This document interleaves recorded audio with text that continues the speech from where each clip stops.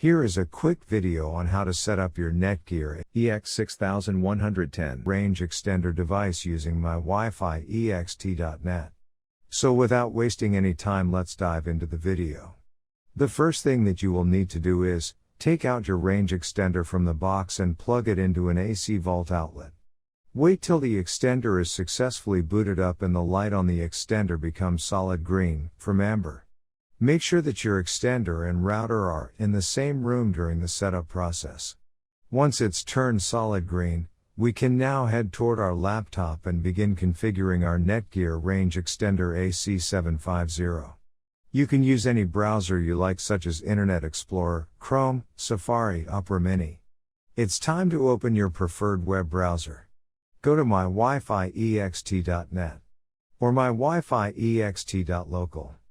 A screen appears in front of you, and now click on the new extender setup that leads you to a new page, where you will need to create a new account in order to install your extender, and this page is called the Netgear Genie Smart Wizard. Now fill in all the necessary details, such as a valid email address, password. Before heading ahead into the video, in case you are facing any issue with your Netgear Range Extender device, get in touch with our Netgear experts. And once you are done, click on the next button. Now you had two choices, as you can either set up your range extender device as a range extender or as an access point. We are going to click on the range extender, and then it will scan for the available networks and give you a list of all the networks available. Click on the network that you wish to extend. In my case, it's Netgear router, and then it would ask you for the password of your network, and all you will need to do is fill in the password of your existing network. And click on the next. In case if the Wi-Fi password that you just typed in is correct, then your extender will establish a connection between your extender and router.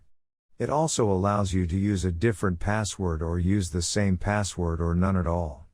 If you choose none at all, then anyone will be able to connect with your Netgear extender. I am gonna choose a new password.